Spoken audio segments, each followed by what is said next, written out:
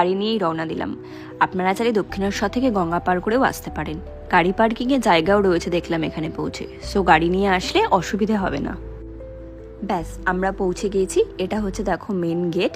তবে তোমরা যদি আসো গঙ্গা পার করে তাহলে কিন্তু এই রাস্তা দিয়ে তোমাদের এন্ট্রি হবে না, ঠিক আছে? আর ও গেছে গাড়ি পার্ক করতে, তো চলো ততক্ষণে আমরা একটু ভেতরটা ঢুকে দেখে নিই।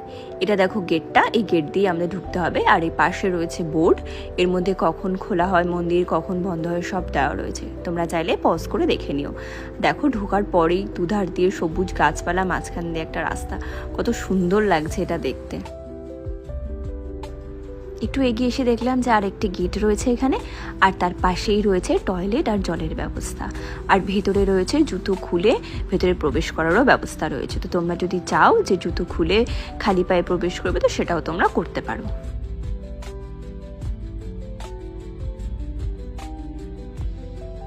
এই যে দেখো মন্দির, কি সুন্দর লাগছে না? অ্যাকচুয়ালি কাজগুলোই কত সুন্দর।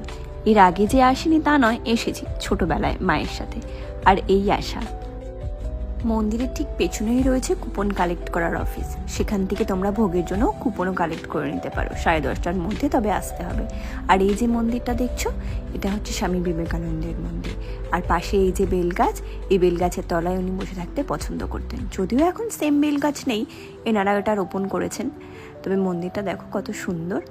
আমরা এটা দর্শন করে নেওয়ার পরে গেছিলাম সারদা মায়ের মন্দির দেখতে। এই যে মন্দিরটা দেখছো এটা হচ্ছে সারদা মায়ের মন্দির। সামনে গঙ্গা, আর পাশে একটু বসার জায়গা রয়েছে। এখানেও প্রচুর লোকে বসেছে। এই মন মুগ্ধ করার দৃশ্য দেখতে কার না ভালো লাগে বলুন?